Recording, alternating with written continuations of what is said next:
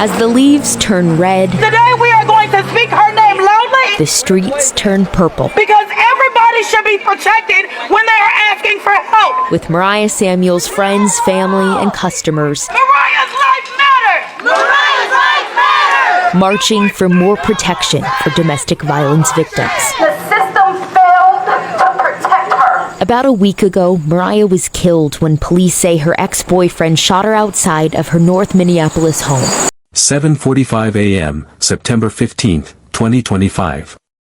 Mariah Samuels types her final Facebook post. I was trying to stay silent but stalking me at 4 in the F morning and the police ain't doing shit or did a MF thing besides serve him a protective order and clearly it's not doing shit G. F this. 8 minutes after hitting send, she's dead. But here's the part that will make your blood run cold. While Mariah was desperately posting for help, her killer was already outside, watching her through her window, gun loaded, counting down the minutes until she'd step outside. This wasn't David Wright's first time. For 23 years, he'd been perfecting this exact scenario with other women. The restraining orders. The stalking. The final ambush. He'd done this dance before, and the system had let him walk away every single time. Mariah thought that Facebook post might save her life. Instead, it became her digital gravestone. What happened in those 8 minutes will change how you think about domestic violence forever. Because the most terrifying part isn't how Mariah died, it's how easily her murder could have been prevented. If stories like Mariah's matter to you, if you believe these patterns need to be exposed and these systems need to change, then subscribe now. Because this isn't just entertainment. This is education that could save lives. And hit that notification bell, because cases like this are happening right now, and the more people who know these warning signs, the more women we can help before it's too late. Don't forget to like and share this video. To understand why Mariah became a target, you have to understand who she was. Mariah Samuels wasn't some vulnerable woman society teaches us to expect as a domestic violence victim. She was 34, financially independent, and strong-willed. She ran her own dog grooming business and had worked at Petco in Fridley for 7 years. Her co-workers described her as the kind of person who'd light up a room just by walking in. She was obsessed with everything magical, unicorns, butterflies, anything colorful and fantastical. Her favorite song was Break Every Chain by Tasha Cobbs, which feels tragically prophetic now. She was a devoted mother to 2 boys and lived with her father to help with family expenses. Mariah had just celebrated her 34th birthday a month before her death. The photos from that celebration show a woman surrounded by love, her sons, her family, her friends all gathered around her. She looked genuinely happy. By every measure that matters, Mariah was living her life right. She had her own business, her own money, her own home. She wasn't looking for someone to save her. Which is exactly what made her the perfect victim. Mariah met David Wright sometime after his release from federal prison in late 2023. Wright had just finished serving most of a 15-year sentence for illegal weapons possession. But Mariah didn't know that initially. What she saw was a man who seemed charming, attentive, maybe a little intense. Wright moved fast, that's the predator playbook. Love bomb early, create emotional dependence, then slowly reveal control. Friends and family noticed red flags immediately. Wright was possessive, always calling, always showing up unannounced. He had what Mariah's sister later described as the mentality of someone who'd spent too long in prison. But Mariah gave him a chance. She believed people could change. The relationship lasted several months. They posted happy couple photos on Facebook, went places together, seemed like they were building something real. Wright was good at playing the part of a reformed man. Then came August 21, 2025. A simple phone call that would change everything. Mariah called Wright to end their relationship. That same evening, Wright showed up at Mariah's house, claiming he wanted to drop off a gift. But when Mariah stepped outside to tell him to leave, Wright showed her what the gift really was, violence. He pistol-whipped her with a gun, striking her face and body repeatedly. When she tried to escape, he grabbed her throat and squeezed while still holding the weapon. He threatened to blow up the house with her father inside, then forced her unconscious. When Mariah came to, Wright was gone. She had a golf ball-sized knot on her head and bruises covering half her face. But David Wright wasn't done. He was just getting started.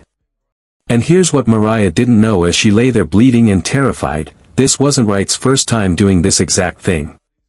He'd been perfecting this pattern for over 2 decades, leaving a trail of terrorized women in his wake. The monster she just tried to leave had been hiding in plain sight. November 24, 2002. 3 in the morning. Minneapolis. A terrified woman calls 911 and whispers, "He pulled a gun on me and my little sister." He was David Eugene Wright. The victims were his girlfriend and her 15-year-old sister. Wright had done exactly what he'd do to Mariah 23 years later. An argument escalated, he retrieved a handgun from a bag in the closet, and he pointed it alternately at both women while screaming threats. The teenager's voice on that 911 recording is heartbreaking, stuttering, crying, barely audible because she's terrified Wright might hear her. She whispers to the operator, "I'm so scared right now. I don't want to talk too loud." Wright was convicted on 2 counts of felony assault and 1 count of being a prohibited person in possession of a firearm. He got 60 months in prison.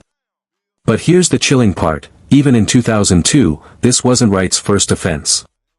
He already had a criminal history that should have sent him away for decades. That case established the blueprint Wright would use for the rest of his life: find a vulnerable woman, move in fast, then use guns to terrorize her when she tries to leave. Wright's criminal record reads like a masterclass in escalating violence. 3 convictions for drugs. 2 each for aggravated robbery, property damage, check forgery, and assault. Identity theft, contempt of court, disorderly conduct. But it was the pattern with women that should have terrified everyone. In 2009, Wright was sentenced to 15 years in federal prison for illegal gun possession under the Armed Career Criminal Act. The judge specifically noted his history of using firearms to intimidate victims. He should have served every day of that sentence. Instead, he was released in late 2023 under federal supervised release. Someone was supposed to be watching him. But here's where the system's failure becomes truly criminal. While Wright was on supervised release, 2 more women were filing restraining orders against him in 2020 and 2022. One woman wrote in her petition, "He injured my shoulder while holding a gun. I'm not the person I was before. I want this order to protect my life." The second woman reported that Wright broke into her home multiple times, once stealing her wallet and keys while she was taking a bath. 2 more victims. 2 more warnings ignored. Think about this for a moment. David Wright was supposedly under federal supervision. His parole officer knew about his history of domestic violence with firearms. Yet somehow, Wright was able to obtain another gun, violate multiple restraining orders, and terrorize at least 2 women. Where was his supervision officer when Wright was breaking into homes? Where were the consequences when he violated those protection orders? The federal government had given Wright a 15-year sentence specifically because he was too dangerous to have access to firearms. Yet 3 years after his release, he was walking around Minneapolis with a gun, actively stalking women. Every single agency that was supposed to protect potential victims had the information they needed. Wright's pattern was documented, predictable, and escalating. The system didn't fail Mariah because it was broken. It failed her because it simply didn't care enough to work. But Mariah didn't know any of this when she woke up with bruises covering her face on August 22. What she did know was that she'd been violently assaulted by someone who'd threatened to kill her and blow up her father's house. So she did exactly what every expert tells domestic violence victims to do. 5 days later, on August 26, Mariah petitioned Hennepin County District Court for an emergency protection order for herself and her 11-year-old son. She documented everything: the assault, the threats, her fear that Wright would return. She wrote, "I was extremely fearful of the respondent and take his threats seriously." The judge granted the order immediately. It was served to Wright on August 29. Mariah thought she'd done everything right. She'd followed every piece of advice society gives to domestic violence victims. Report it. Document it. Get legal protection. She had no way of knowing that David Wright had been laughing at restraining orders for over 20 years. And she was about to find out that a piece of paper can't stop a bullet. Wright received his copy of the restraining order on August 29th. His response was immediate and predictable. He posted a video on his Facebook page that same day. "One thing about me, once I like you and I get attached, it's clipped. I don't give a damn if you got a restraining order out on me. I'm not going nowhere. Let that sink in." Wright literally announced on social media that he was going to violate a court order designed to protect a domestic violence victim. For the next 2 weeks, Wright began his final campaign of terror. He drove by Mariah's house repeatedly. He sent text messages that violated the protection order. He made it clear that he was watching, waiting, planning. Mariah documented everything. She saved screenshots of his messages. She called police. She contacted her sister when the violations happened. But documentation doesn't stop a stalker. It just creates evidence for the murder trial. Then came September 14th, 4 a.m. Wright escalated to a new level of psychological torture. He began stalking Mariah's house in the middle of the night. Imagine lying in bed, knowing your violent ex-boyfriend is somewhere outside in the darkness, watching your house, possibly armed. Imagine that level of terror becoming your new normal. Mariah called her sister. She took screenshots of Wright's messages where he admitted he was upset that she might be seeing another man. She gathered evidence like her life depended on it. Because it did. September 15th started before dawn with Mariah wide awake, scared, and angry. At some point in those early morning hours, something inside her snapped. The fear turned to rage. The helplessness became defiance. Mariah began posting on Facebook, not just about Wright, but about the entire system that was failing her. She wrote, "I can't stand a human being who can't take accountability for their actions. Hit, punch, slap, push, shove, whatever you want to call it. No man can call themselves a man after putting their hands on a woman physically in any shape or form. Replace the word man with coward." She wasn't done. Another post, "I'm a fake nothing ass bitch. Coming from a broke bum bitch nigga who can't control his emotions and put hands on me, threatened my family and damaged my car because he can't handle a breakup. I'd be mad too if I took my pussy away from get over it. I should send this to you mommy so she can see what kind of man she raised. Coward. Oh, forgot jail raised you, 15 years and not one certificate or any kind of education. The nothing ass bitch now." This message was a reply to his earlier message, "You a fake nothing ass bitch, I knew you was F that nigga." Then she did something that probably sealed her fate. She posted, "I'll unblock you so you can stop going on your friend's Facebook to stalk me and watch all this greatness." Mariah was done hiding. Done being silent. Done letting fear control her life. But David Wright was already outside her house, and he'd been reading every word. 7:45 a.m. Mariah makes her final post, "I was trying to stay silent but stalking me at 4 in the F morning and the police ain't doing shit or did a MF thing besides serve him a protective order and clearly it's not doing shit G. F this. Wright is already in position. He's been watching her house since before dawn, waiting for her to come outside." 7:50 a.m. Mariah walks out her front door to get in her Jeep. Maybe she's heading to work. Maybe the store.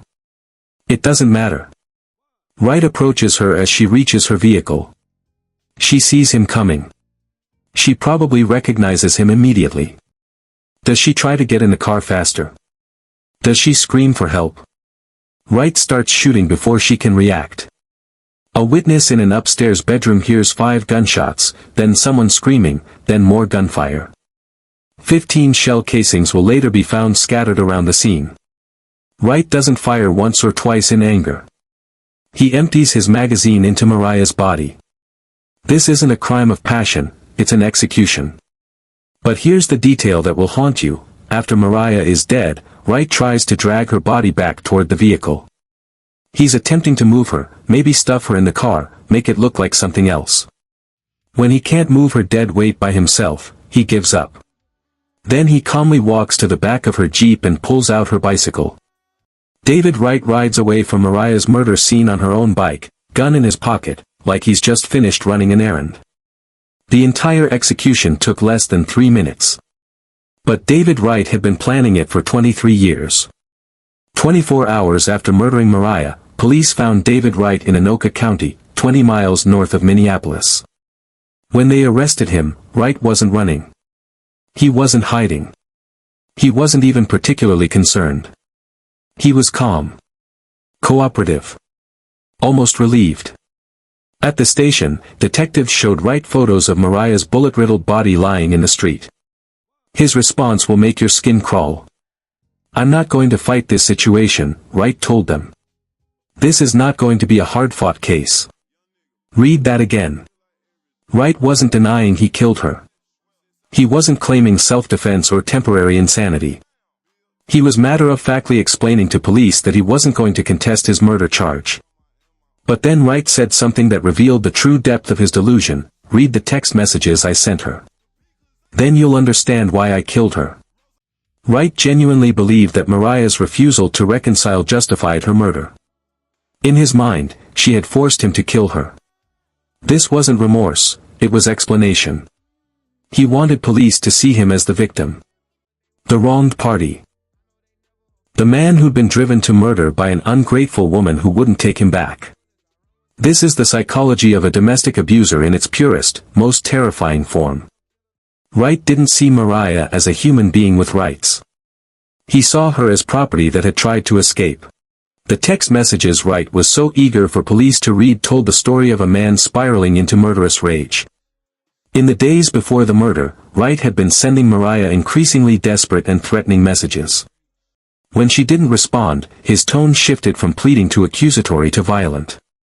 The messages revealed Wright's obsession with the idea that Mariah was seeing another man. He couldn't accept that she simply didn't want him anymore. In his mind, there had to be another explanation, another person to blame. "You're with that other man," Wright had texted her repeatedly. As if Mariah's decision to leave him couldn't possibly be about his violence, his threats, his history of terrorizing women. What's most chilling about these messages is how they follow the exact pattern of Wright's previous victims. The escalation, the accusations, the threats of violence when control is lost. Domestic violence experts call this separation violence. The most dangerous time for any abuse victim is when they try to leave. Statistics show that a woman is 5 times more likely to be murdered by her abuser in the 2 years after leaving the relationship. Wright's text messages to Mariah were essentially a real-time countdown to murder. And everyone who should have been protecting her was reading them after she was already dead. The system had 23 years of evidence that David Wright would eventually kill a woman who tried to leave him. The only question was which woman it would be. Mariah Samuels just happened to be the one who ran out of time. But Wright's confession revealed something even more disturbing than his lack of remorse. It showed how completely the system had failed to understand what they were dealing with. Because while Wright was sitting in jail, calmly explaining why murder was justified, the very agencies that were supposed to protect women like Mariah were scrambling to figure out where they went wrong. Let's count the ways the system failed Mariah Samuels, because every single institution designed to protect domestic violence victims abandoned her when she needed them most. First, Minneapolis police. They had photos of Mariah's injuries from Wright's August assault. They had her written statement. They had video evidence of the attack. They had witnesses who heard Wright's threats to blow up her father's house. But they never forwarded the case for prosecution because, they claimed, Mariah initially didn't want to press charges. Here's what they didn't tell Mariah: it didn't matter what she wanted. When someone uses a gun to assault another person, especially someone with Wright's criminal history, the state prosecutes regardless. That's the law. Second, federal supervision. Wright was supposed to be monitored after his release from a 15-year federal sentence for illegal weapons possession. His supervision officer somehow missed that Wright was violating restraining orders, stalking multiple women, and clearly had access to firearms again. Third, the courts. They issued protection orders but provided no mechanism to enforce them when Wright violated them repeatedly. A piece of paper is only as good as the system willing to back it up with action. Fourth, information silos. Police didn't talk to federal probation. Minneapolis police never submitted Wright's assault case for prosecution. Probation didn't monitor gun access. Courts issued orders but couldn't enforce them. Wright fell through every crack in a system designed to be full of cracks. Mariah's family discovered something that should haunt every person in America. This wasn't even the first domestic violence murder in their family. At Mariah's memorial, her Aunt Carolyn Brooks said words that will stay with you. Mariah will be the fourth woman in our family that was murdered by someone that said that they loved them. Read that again. The fourth woman. Mariah's sister Simone Hunter stood outside the courthouse and said something that indicts everyone involved in this case. My sister did not deserve to die, not to be murdered like that so brutally. She took every step to make sure she did things right. She didn't retaliate. She didn't go back. She cut things off. She filed police reports. She should have been protected. Those 4 words, she should have been protected, are an indictment of every system that failed Mariah. The family organized memorial walks. They started a GoFundMe for Mariah's 2 sons. They spoke at domestic violence awareness events. More than 150 people marched from the site of Mariah's murder to the Minneapolis Police Department's 4th precinct, demanding answers. They wore purple and played Mariah's favorite song, Break Every Chain, by Tasha Cobbs. During the march, family members spotted a monarch butterfly, one of Mariah's favorite creatures, flying above them. Even in death, Mariah was trying to break every chain. David Eugene Wright sits in Hennepin County Jail on a $1 million bond, charged with second-degree murder and illegal possession of a firearm. His next court appearance is scheduled for October 13th. Wright has shown no remorse.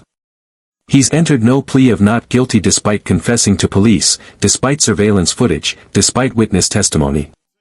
He genuinely believes he was justified in executing Mariah Samuels. Minneapolis Police Department issued a statement promising to review cases where victims initially declined to press charges. They promised better training for officers responding to domestic calls. But they haven't promised to explain why Wright's August assault wasn't prosecuted as a felony. They haven't promised to explain how a man on supervised release for gun crimes obtained another weapon. They haven't promised to explain why 2 previous restraining orders against Wright didn't trigger enhanced monitoring. They haven't promised to explain why Mariah Samuels had to die for them to notice their system was broken. Because the truth is, the system wasn't broken. It was working exactly as designed, to protect institutions, not victims. To maintain order, not deliver justice. To process paperwork, not save lives. Mariah Samuels followed every rule society gave her, and she died anyway. Mariah Samuels loved unicorns and butterflies. She believed in magic and color and beauty in a world that showed her mostly darkness. She groomed dogs because she loved caring for creatures that couldn't protect themselves. She worked extra jobs to help support her father. She raised 2 sons who will now grow up without their mother. Her favorite song was Break Every Chain by Tasha Cobbs, a song about freedom from bondage, about breaking cycles of pain. Mariah spent her whole life trying to break chains, and in death, maybe she finally has. At her memorial march, family members spotted a monarch butterfly overhead, Mariah's favorite creature. Monarchs are symbols of transformation, of journeys that seem impossible but always lead to something beautiful. Mariah's transformation was supposed to be about building her business, watching her sons grow up, maybe finding real love someday. Instead, her transformation became her death, and our warning.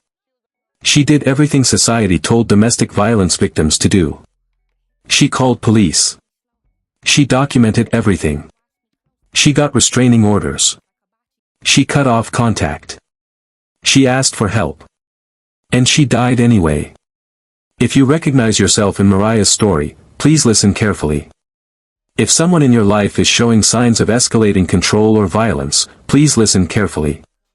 The National Domestic Violence Hotline is available 24/7 at 1-800-799-7233.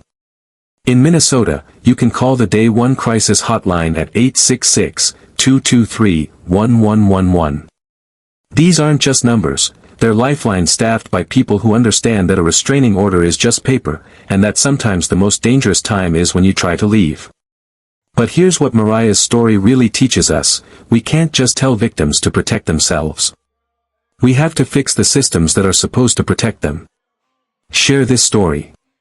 Not for the algorithm, not for the views, but because somewhere out there is another Mariah, another woman doing everything right in a system designed to fail her.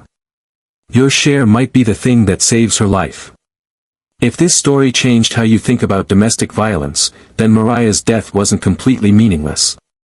If it made you more aware of the warning signs in your own community, then maybe she did break one more chain.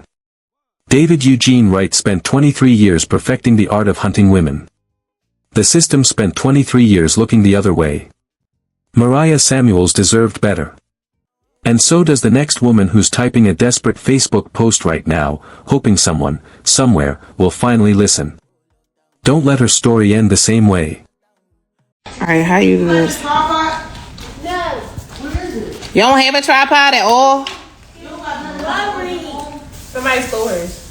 Somebody stole it? Somebody gave you. Somebody stole it. I burnt my leg. I lost my mind. I was only drunk because I didn't have no food. Nobody cared that I didn't have food. Y'all just kept giving me Patron.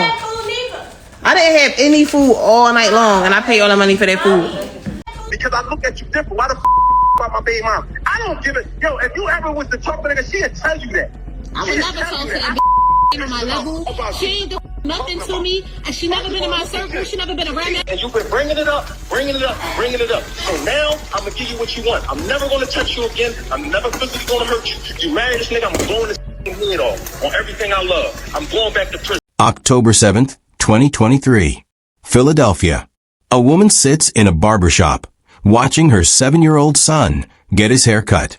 It's a Saturday ritual, ordinary, peaceful, safe. She scrolls through her phone, responding to customers, building her empire one message at a time. But 3 months earlier, her phone had rung with a different kind of message. You marry this bleep. I'm blowing his bleep head off on everything I love. I'm going back to prison. That wasn't an empty threat. That was a countdown. What happens when the American dream becomes a death sentence? When success builds a target on your back?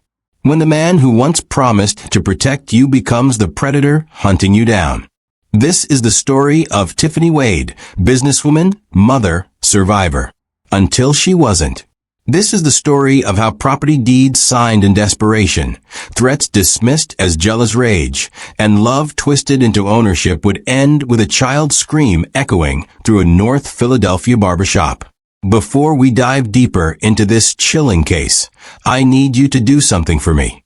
If you're committed to understanding the warning signs, to learning how we can protect ourselves and others from this kind of tragedy, then hit that like button right now. Subscribe to this channel because cases like this matter and they need to be told. And please, share this video. Someone in your circle might need to hear Tiffany's story. Someone might recognize the signs we're about to reveal. But to understand how this ended, we need to understand how it began. We need to understand who Tiffany Wade really was, beyond the perfect posts and business success. Because her story, her real story, started long before that final, fatal Saturday. Tiffany Wade wasn't born into wealth. She wasn't handed success on a silver platter. She earned every single achievement through sheer determination and an unbreakable faith that guided her every step. Born June 17th in Coatesville, Pennsylvania, to a devoted Muslim family, Tiffany understood early that education was her pathway to freedom. While other teenagers were focused on parties and social drama, 17-year-old Tiffany was already walking onto a college campus, her hijab proudly worn, her eyes fixed on a future she was determined to create. By 20, she held her nursing license, a moment that would have made any parent burst with pride. But for Tiffany, this was just the foundation. She had bigger dreams, broader visions of what her life could become. Fast forward 20 years, and Tiffany had built something extraordinary. 3 thriving businesses bore her name and her vision. Kisses Care brought professional healthcare services directly into the homes of Philadelphia's elderly, providing dignity and comfort when families needed it most. Kisses Amore extensions transformed women across the city with luxury hair that made them feel beautiful, confident, unstoppable. Her newest venture, Kisses Seasonings, brought gourmet spices and flavors to kitchens everywhere. She grew up to do many things. She went to college at the age of 17, became a registered nurse at 20. She's done hair. She sold edible candles. She sold t-shirts, business startups, tickets to events, Kisses open mic, Kisses pop-up shops, Kisses pool parties, networking events, TLC, Kisses Zooms, Kisses kitchen classes, Kisses boutiques, Kisses shapers, Kisses sex toys, lofty kisses that bent spaces, Kisses extensions, sex toys, Kisses home care, Hempley kisses, Kisses dip. Y'all went crazy over that dip. Kisses seasonings, Kisses brunch, Kisses home care real estate, and she still finds time to give back. And her charitable contributions and self-motivation only adds to how special of a person she is. But Tiffany understood something that many entrepreneurs miss. Success isn't just about profit. It's about purpose. Online, she became Nyla Amore, the blueprint. Every morning, she reminded her thousands of followers to start their day with Quranic verses. Every evening, she shared the wins, the struggles, the honest journey of building an empire from nothing. Her social media wasn't just about flaunting success, though there was plenty to flaunt. The designer shopping sprees at Chanel and Gucci, the luxury vacations from the United States to London to Egypt, the all-white birthday parties that looked like something from a magazine. But between those glamorous posts were the real messages, the motivation, the business tips, the raw honesty about overcoming obstacles. Every storm is not a test from God, she once posted. Some storms are from the choices you made. Little did she know how prophetic those words would become. Behind every success story, behind every inspirational post, were the three faces that mattered most. Her children. Her eldest daughter, wise beyond her years and already showing signs of inheriting her mother's strength. Her middle child. And her youngest, a bright-eyed 7-year-old boy whose father carried a name that would soon become synonymous with terror. Because while Tiffany was building her empire, while she was inspiring thousands, while she was planning a future with her new fiancé, a man who saw her worth and celebrated her independence, there was someone else watching. Someone who saw every post, every success, every smile as a personal betrayal. Someone who believed that everything she'd built belonged to him. Someone who was counting down the days until he could reclaim what he considered his property. And when those prison gates finally opened, when that someone stepped back into the world Tiffany had transformed, her American dream would collide with his American nightmare.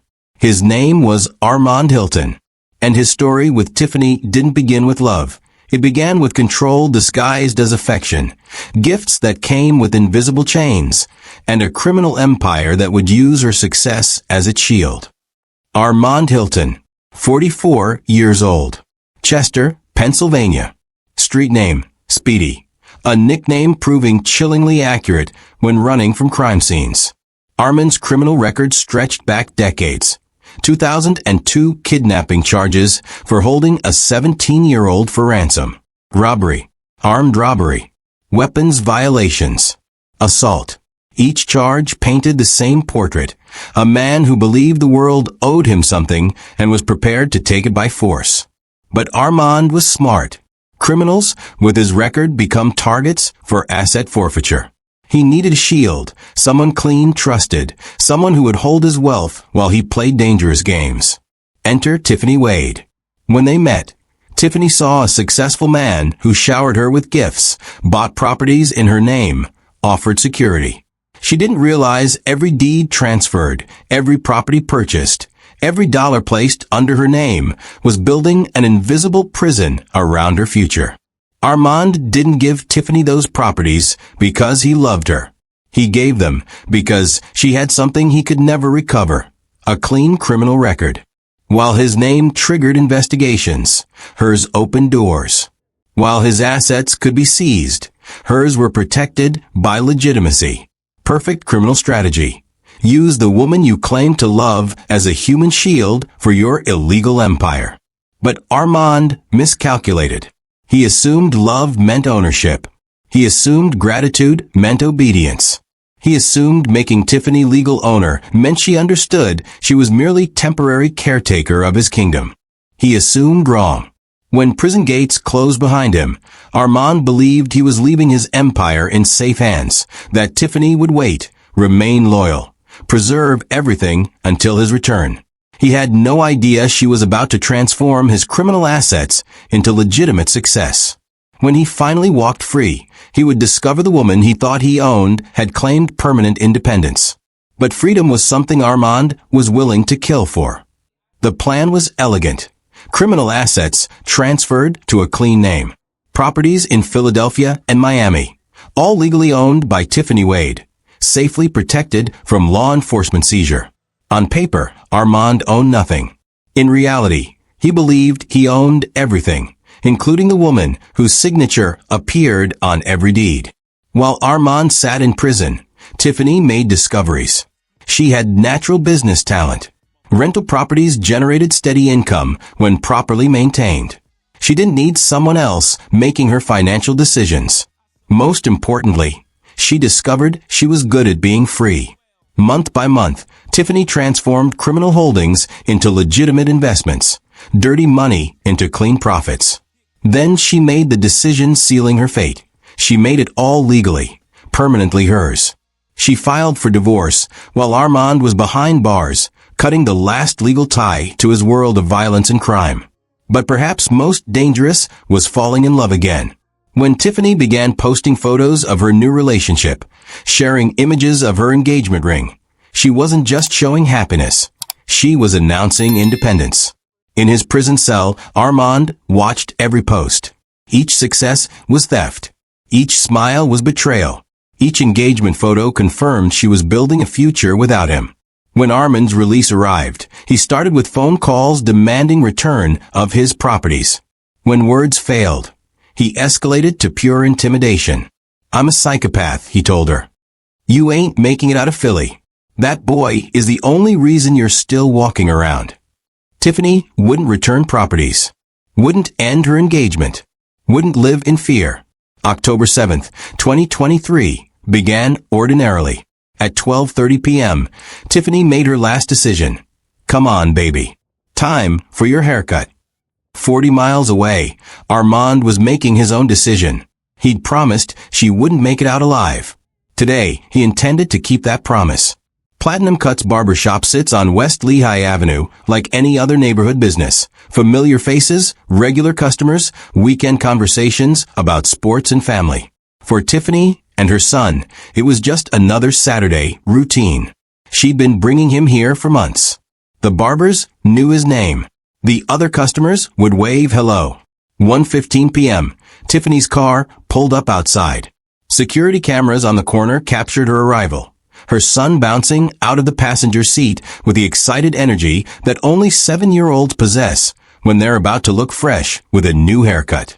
Inside, the familiar sounds of weekend business. Clippers buzzing, men laughing, the comfortable rhythm of community. Tiffany settled into a waiting chair, scrolling through her phone, responding to customers asking about hair extensions and home care services.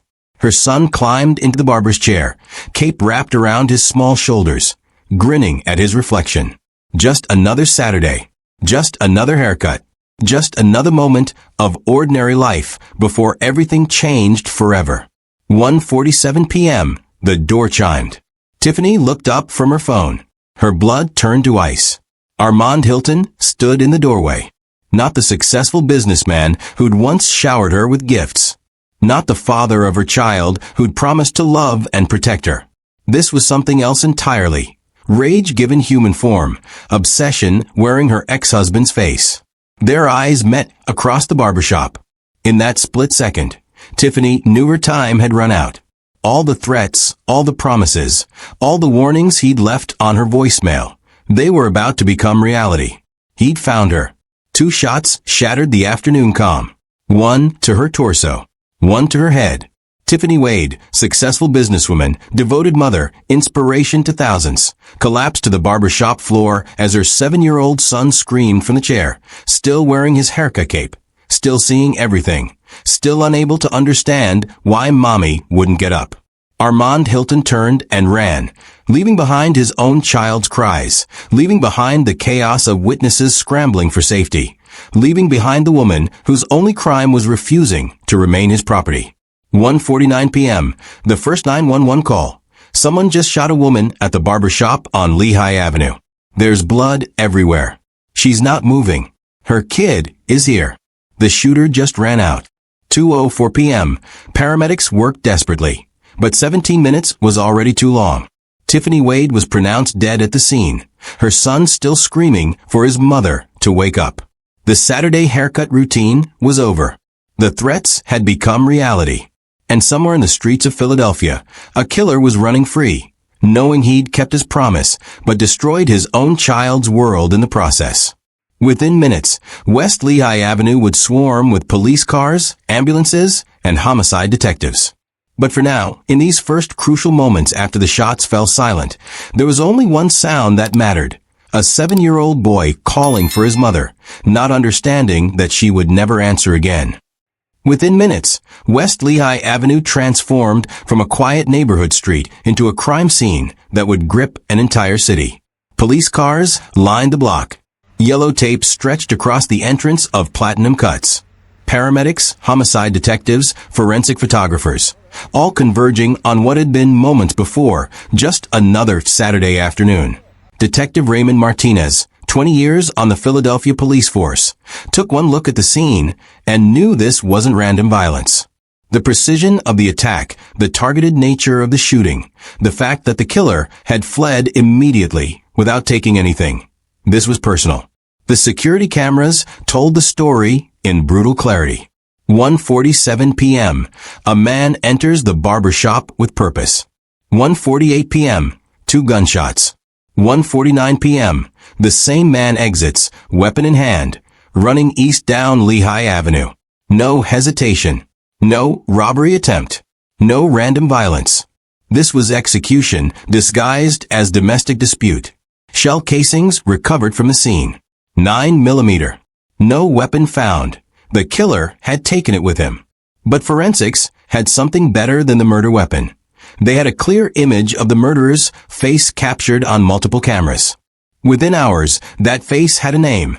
Armand Hilton, 44 years old, Chester, Pennsylvania. Street name, Speedy. And when detectives ran his record, the pattern became chillingly clear. Kidnapping, robbery, weapons violations, assault. This wasn't a man who made empty threats. But the most damning evidence wasn't found at the crime scene. It was found on Tiffany's own social media accounts. Screenshot after screenshot of threatening messages. Voice recordings of menacing phone calls. Text conversations where Armand explicitly promised to kill her. For months, Tiffany had been documenting her own murder, posting the evidence publicly, creating a digital trail of escalating violence that thousands of people had witnessed in real time. The public reaction was swift and divided. Social media exploded with hashtag Justice for Tiffany, but the comments revealed a community wrestling with uncomfortable questions. Some called her a success story cut short. Others whispered she should have known better, should have left Philadelphia, should have returned his properties. But victim blaming couldn't change the facts. 3 children were now motherless. A dangerous man with a history of violence was on the loose. And a 7-year-old boy would need therapy for trauma no child should ever witness. By 6 p.m., the All Points Bulletin had gone out across Pennsylvania and beyond. Armand Hilton, armed and extremely dangerous. Do not approach. A $20,000 reward was posted for information leading to his arrest and conviction. The manhunt had begun, but the streets of Philadelphia are vast, and Armand Hilton knew them intimately.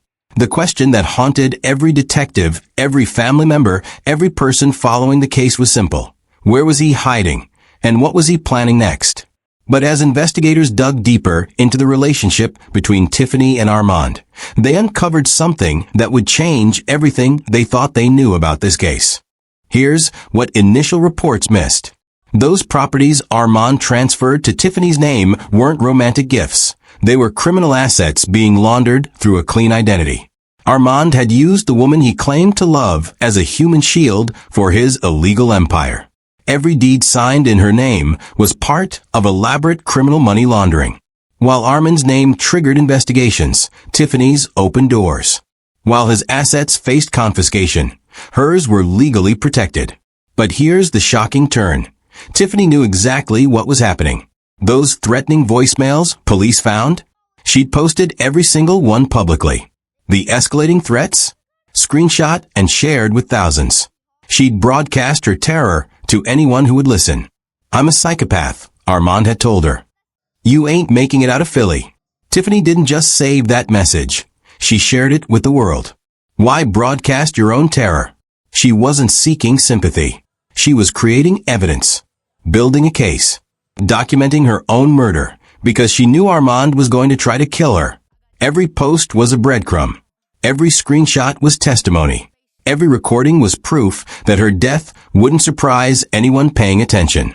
Tiffany Wade spent her final months building the prosecution's case against her own murderer. She turned social media into a courtroom, followers into witnesses, platforms into evidence lockers. But documentation without protection is just preparation for tragedy. On October 7th, all the evidence in the world couldn't stop 2 bullets from ending her life. She tried to save herself using the tools that made her successful: publicity, transparency, community. She believed making her danger visible would make her safer. Instead, it gave thousands a front row seat to watch her murder approach. 3 children went to sleep Friday night with a mother who kissed them goodnight. They woke up Sunday as orphans.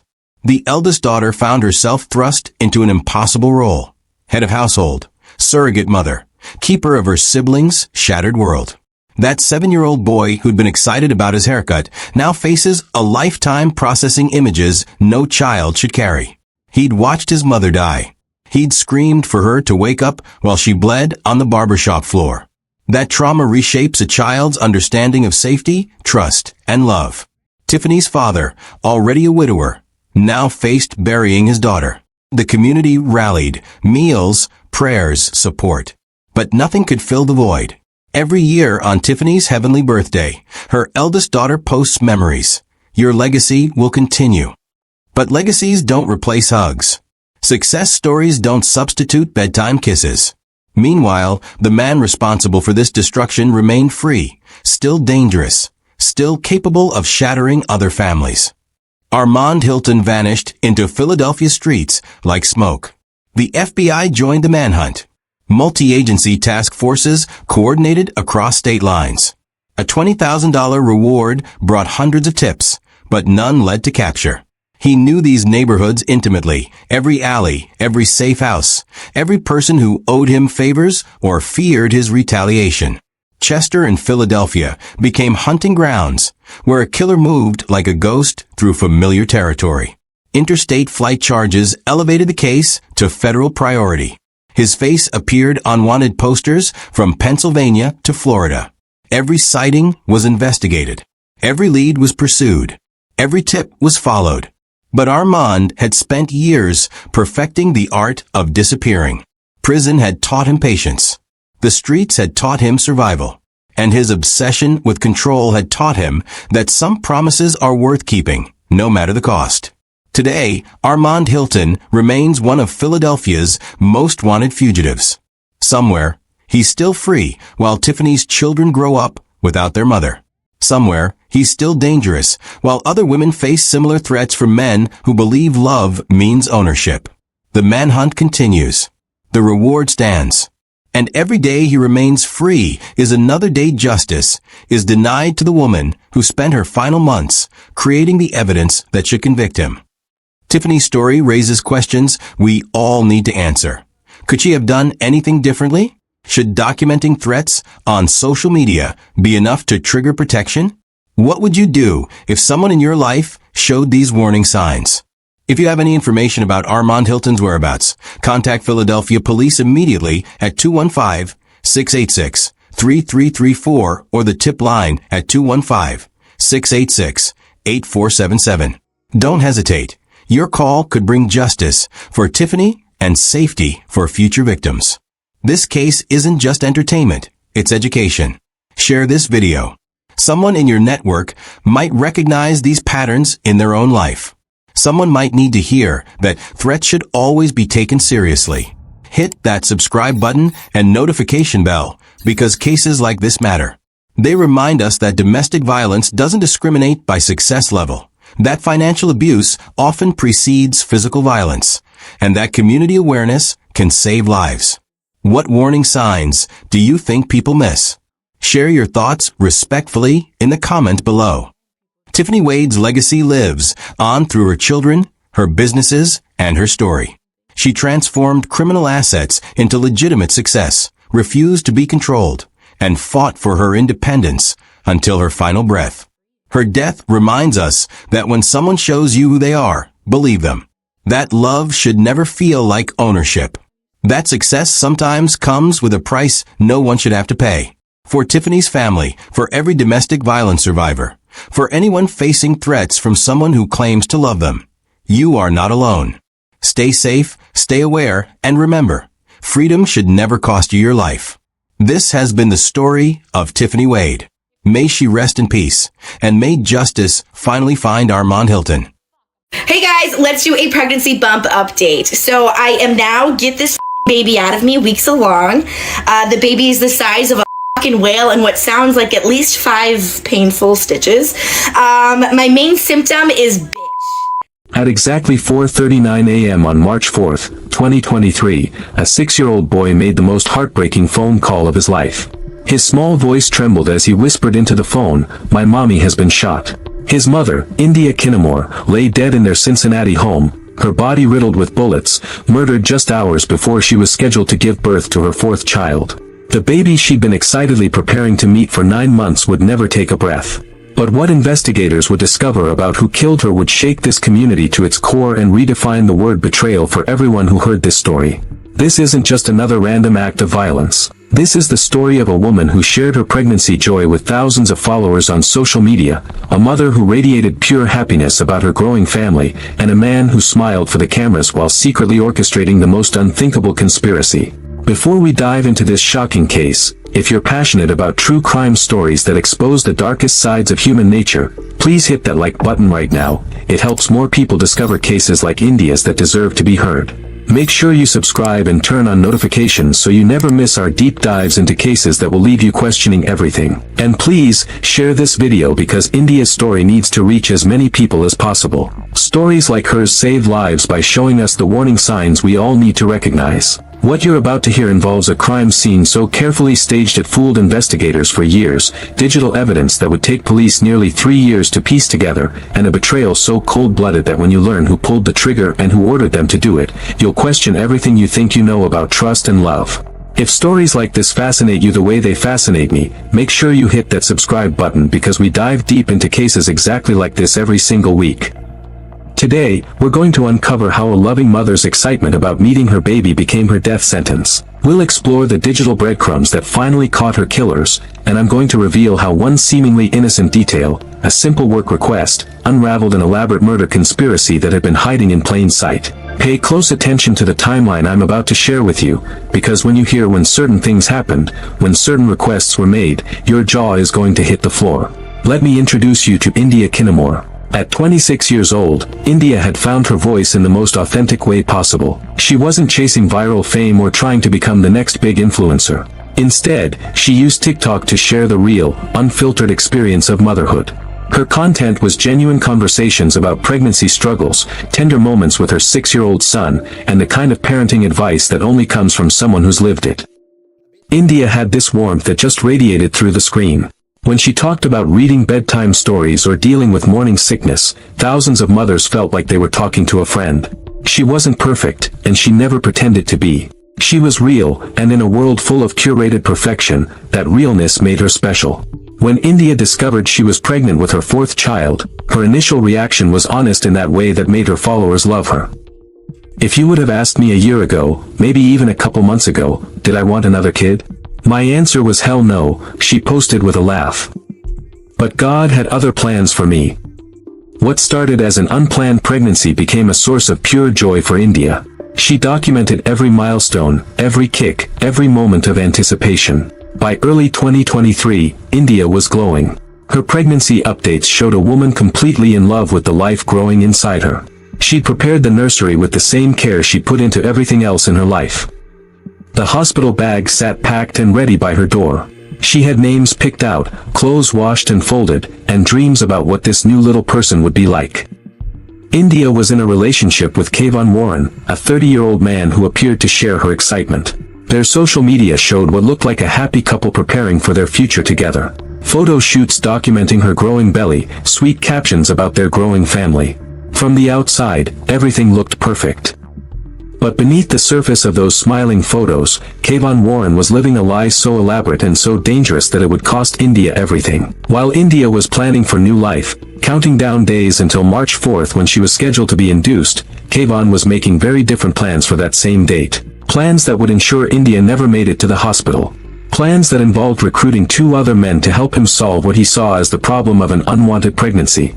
March 3, 2023 was India's last full day of pregnancy. She spent it doing what any expectant mother would do on the eve of meeting her child. Final preparations, probably unable to sleep from excitement and nerves, maybe talking to her unborn baby about how tomorrow they'd finally meet face to face. Her 6-year-old son was staying with her that night, probably excited about becoming a big brother again. Kayvon Warren knew exactly where India would be, exactly what the next morning meant to their family, and exactly how vulnerable she was in those final hours before childbirth. What he chose to do with that knowledge would haunt everyone who loved India for the rest of their lives. As India drifted off to sleep in her quiet Coleraine Township apartment, she had no idea that 3 men were already moving through the darkness toward her home, carrying out a plan that had been weeks in the making. The morning of March 4, 2023 should have been the most beautiful day of India's life. Instead, it became her last. At 4:39 a.m., while most of Cincinnati slept peacefully, the silence on Hidden Meadows Drive was shattered by gunfire. Multiple shots rang out from inside India's apartment, each one stealing away not just her life, but the future she'd been so carefully planning. India Kinnamore was shot multiple times in her own home, in the place where she should have felt safest. Her unborn son, the baby she'd been talking to through her belly, the child she was supposed to meet in just a few hours, died with her. 2 lives, snuffed out in a matter of seconds by someone who had been trusted with their safety. But the most heartbreaking detail of this entire tragedy is what happened next. India's 6-year-old son, the little boy who should have been waking up excited about meeting his baby brother, instead discovered his mother's body lying in a pool of blood. Can you imagine the confusion, the terror, the absolute horror of that moment? This innocent child had to process a scene that would traumatize seasoned police officers. With the kind of presence of mind that no child should ever have to demonstrate, he called his grandmother. "My mommy has been shot," he said, his voice small and scared. "Somebody is in our house shooting and my mommy is screaming." Those words would haunt everyone who heard them, but they also became crucial evidence in what would eventually become a murder investigation that spanned nearly 3 years. When police and paramedics arrived at the scene, they found what appeared to be a burglary gone horribly wrong. Drawers had been pulled out and emptied, personal items were scattered across the floor, and the back door showed clear signs of forced entry.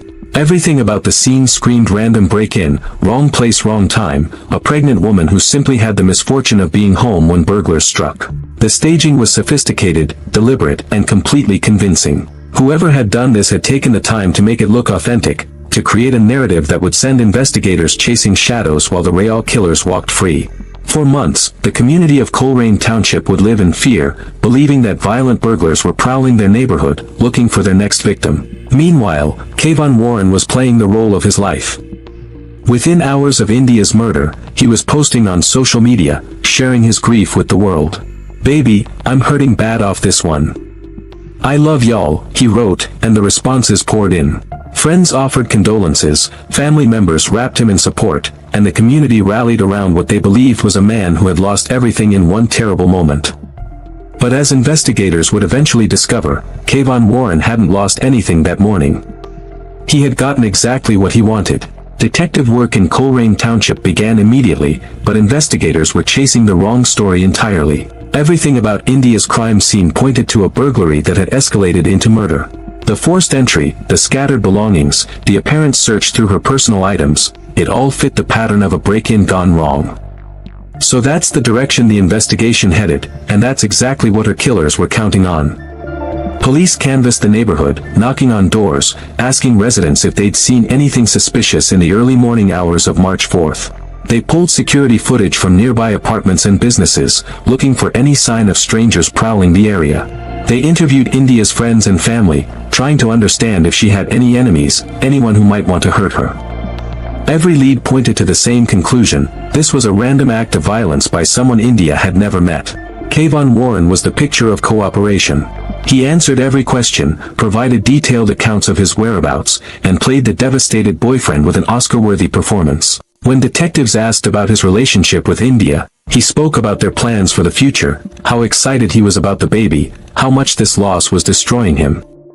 And why wouldn't investigators believe him?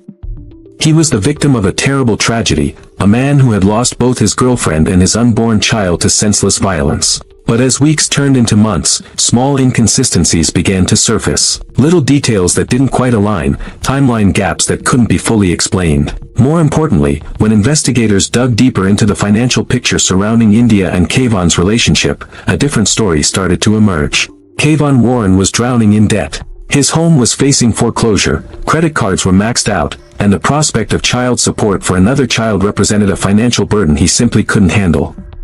But here's where things get really interesting. Friends and family members began sharing conversations they'd had with India about her pregnancy.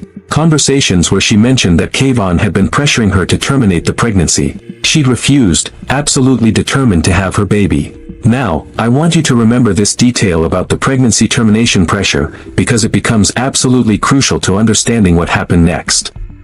India's refusal to end her pregnancy wasn't just a personal choice. It was signing her own death warrant, though she had no way of knowing it at the time. For India's family, especially her mother Terry Kinnamore, watching the investigation stall was pure torture. Every day that passed without answers was another day that her daughter's killer walked free. Terry became the voice for India and her unborn grandson, attending every police briefing, pushing for updates, demanding that someone, somewhere, figure out who had destroyed her family.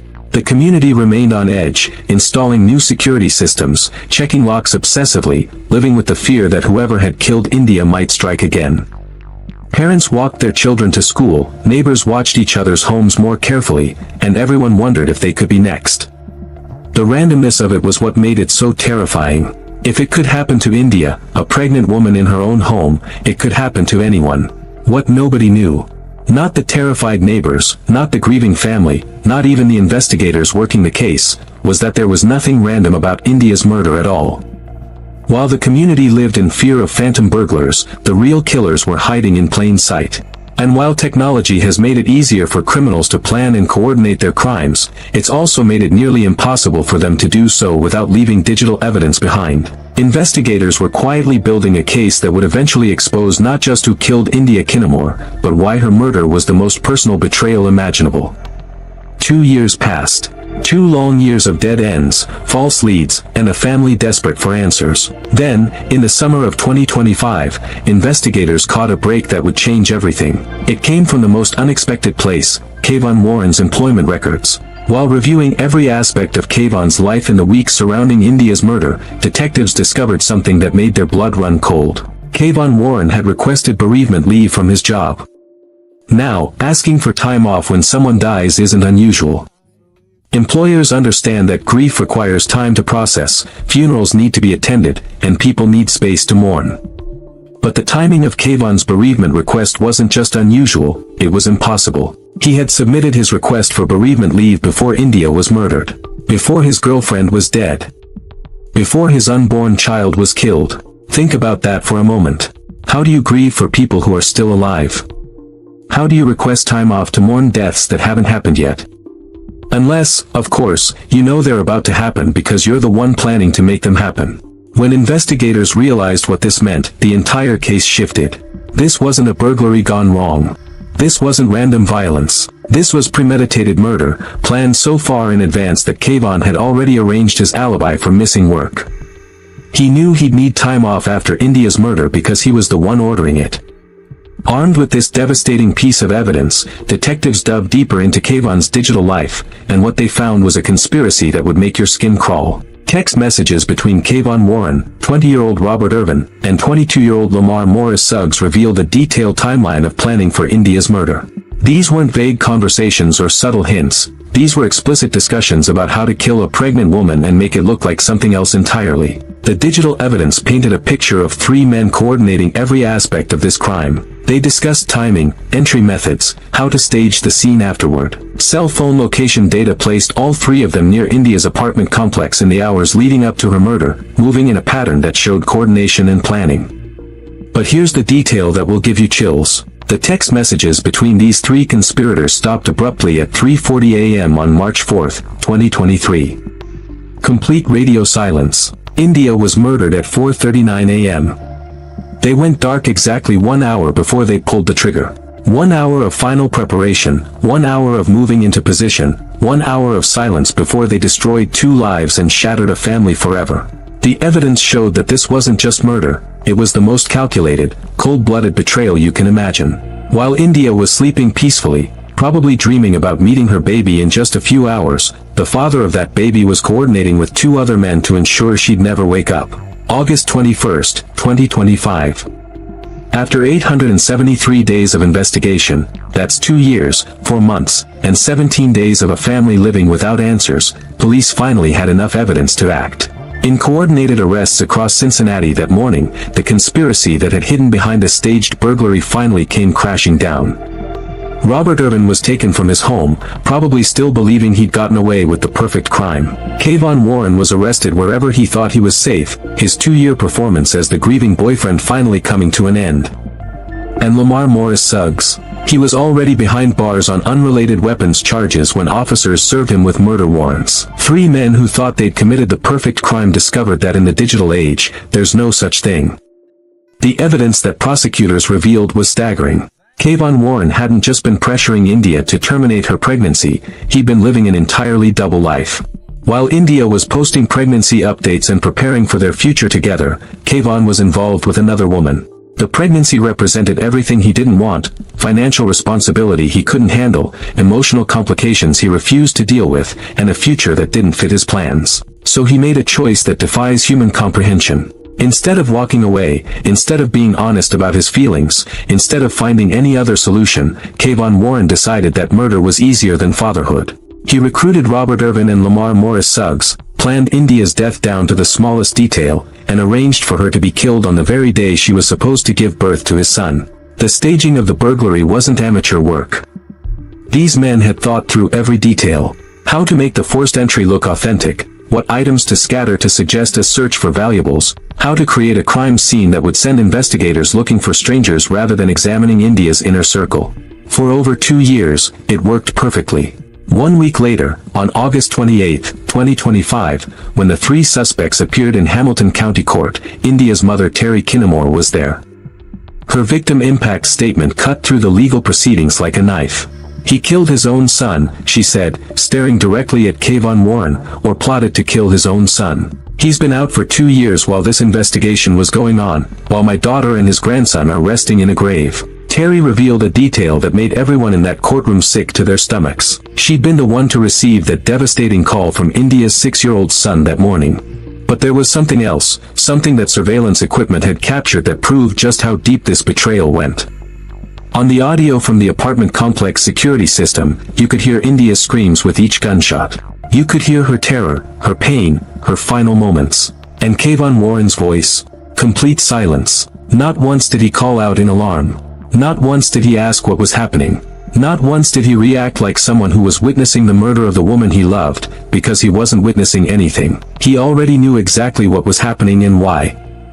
All 3 men were charged with 4 counts of aggravated murder, 2 for India, 2 for her unborn son. They faced additional charges of aggravated burglary, felonious assault, and weapons violations. Bond was set at $600,000 each, $300,000 for each life they'd taken. Lamar Morris Suggs was identified as the actual shooter, the man who had pulled the trigger and ended 2 lives for money.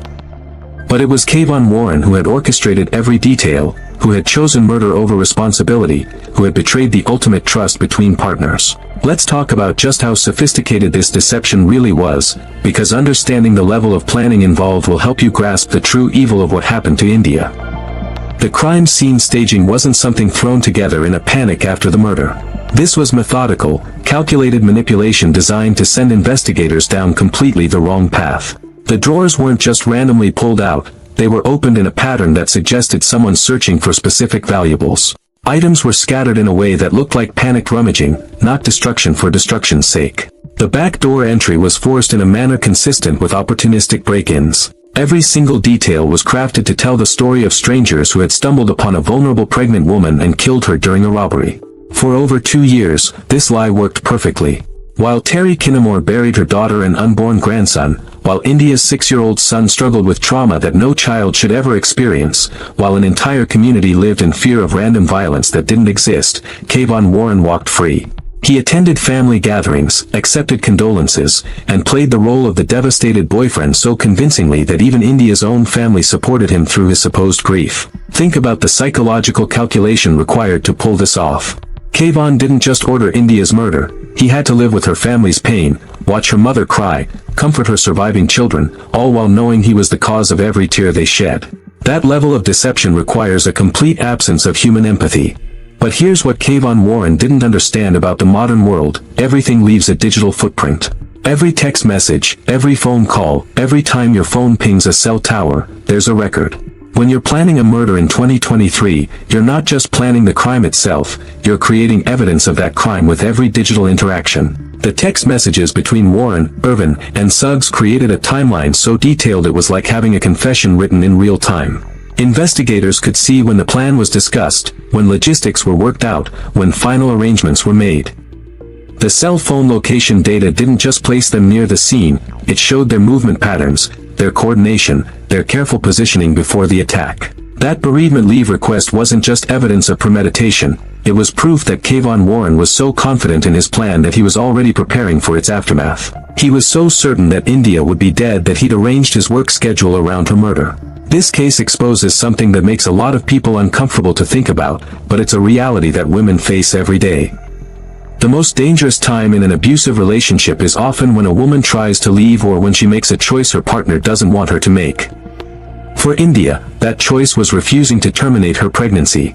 Her decision to bring life into this world became the reason her life was taken. Reproductive coercion, using pregnancy and reproductive choices to control a partner, is a form of domestic violence that doesn't get talked about enough.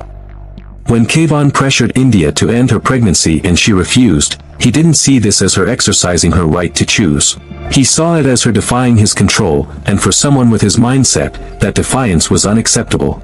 India Kinamore was so much more than the victim of a terrible crime. She was a creator who touched thousands of lives through her authentic sharing of the motherhood experience. Her TikTok wasn't about manufactured drama or artificial controversy. It was about real moments, real struggles, and real joy. When she talked about the challenges of pregnancy or shared sweet moments with her 6-year-old son, mothers across the country felt seen and understood. Her followers didn't just watch her content, they connected with her humanity. She gave advice about reading bedtime stories that actually worked, shared pregnancy symptoms with the kind of honesty that made other women feel less alone, and radiated a warmth that came through even on a phone screen. In a digital world full of pretense, India was genuinely herself, and that authenticity created a community of people who truly cared about her and her growing family. That 6-year-old boy, who showed incredible bravery in the most horrific moment of his childhood, will carry the trauma of finding his mother's body for the rest of his life. But he'll also carry something else, memories of a mother who loved deeply, who shared her excitement about bringing new life into the world, who faced the ultimate betrayal with a courage she didn't know she'd need. The counseling and support he'll require will be extensive, but he comes from a family, led by his grandmother Terry, that will never let him forget how much his mother loved him. This case should fundamentally change how we think about safety and trust. India's murder wasn't committed by a stranger lurking in the shadows, it was orchestrated by the person she trusted most. The father of her unborn child, the man who should have been protecting both of them, instead became their executioner. Kayvon Warren didn't just commit murder. He weaponized the most intimate relationship possible and turned love into a death sentence. The ripple effects of his choices go far beyond India and her unborn son. Her surviving children lost their mother to violence orchestrated by someone they knew. Terry Kinamore lost her daughter to a conspiracy that masqueraded as random crime. An entire community lived in fear for over 2 years, believing they were unsafe from strangers when the real danger had been hiding among people they trusted. What shocks me most about this case isn't just the murder itself, it's the elaborate performance that followed. For 873 days, Kayvon Warren accepted sympathy, attended memorials, and played the grieving boyfriend while knowing he was responsible for every tear shed in India's memory. That kind of sustained deception reveals someone completely disconnected from human empathy, someone who saw the people around him not as fellow human beings but as objects to be manipulated. The trial is expected to begin in early 2026, and when it does, these 3 men will finally face justice for their calculated destruction of India's family. But justice, even when it comes, can't undo the trauma, can't bring back the mother and child who were stolen from this world, can't erase the fear that gripped a community for years. What happened to India Kinamore matters because her story exposes truths that make us uncomfortable but that we need to face. The person most likely to harm a woman isn't a stranger, it's someone she knows intimately. The most dangerous time for many women is when they make reproductive choices their partners disagree with. And in our digital age, no matter how carefully you plan a crime, the evidence of that planning lives forever in the devices we carry every day. India's legacy isn't just the content she created or the followers who loved her. It's the reminder that behind every true crime story is a real person whose life had value, whose dreams mattered, whose death represents not just a statistic but a profound loss. She deserved to meet her baby that March morning. She deserved to watch all her children grow up. She deserved to live, and she deserved so much better than the betrayal that ended her story. If this case affected you the way it's affected me, take a moment to honor India's memory by sharing it, by remembering her name, by understanding that domestic violence doesn't always look like what we expect it to look like. Hit that like button if you believe her story deserves to be told, and subscribe because there are too many India Kinamores whose stories need to be heard, whose lives need to be remembered, and whose deaths demand justice. Until next time, stay safe out there. And remember, India Kinamore's story matters, her life mattered, and sometimes justice delayed is still justice served. I'll see you next week.